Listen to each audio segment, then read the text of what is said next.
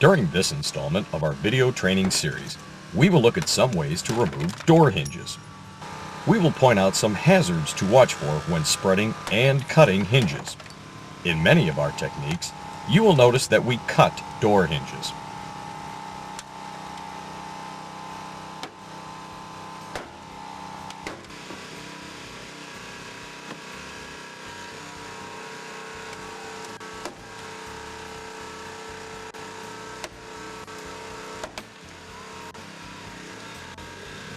Before cutting the hinges with your cutter, contact the tool manufacturer to find out if this is recommended.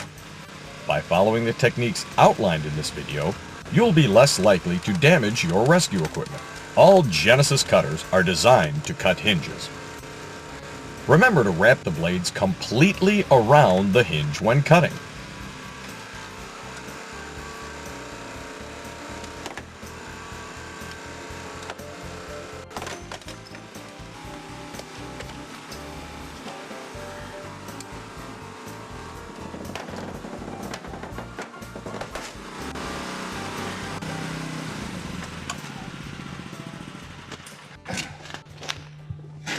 Okay, now as far as hinges go, on this one we spread the top hinge.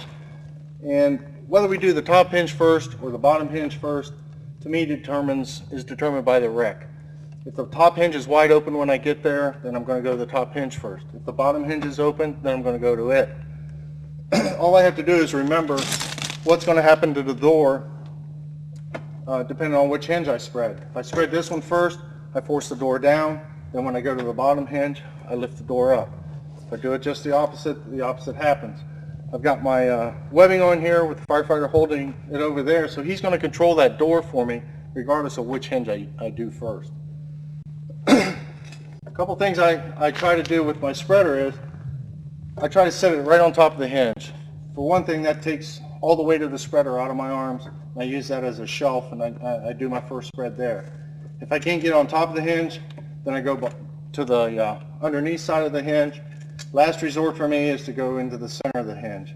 The reason for that is I've got a center pin on each side of the hinge, and a lot of times when your spreader gets in there, you get all the force of the spreader going on those two pins, and it'll want to start riding out on you, start kicking out.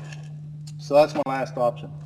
The bolt heads, another point where we got to be careful because those are usually hardened steel, and that's a very hard place for a spreader to move.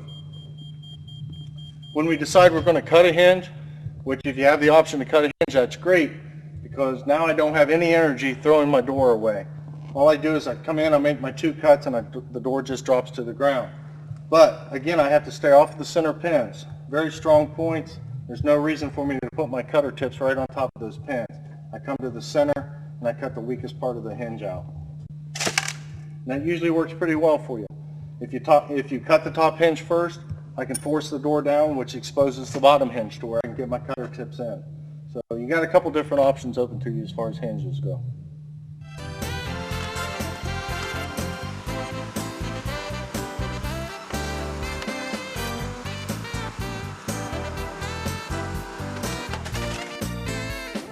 Thank you for watching this video presentation from American Rescue Technology.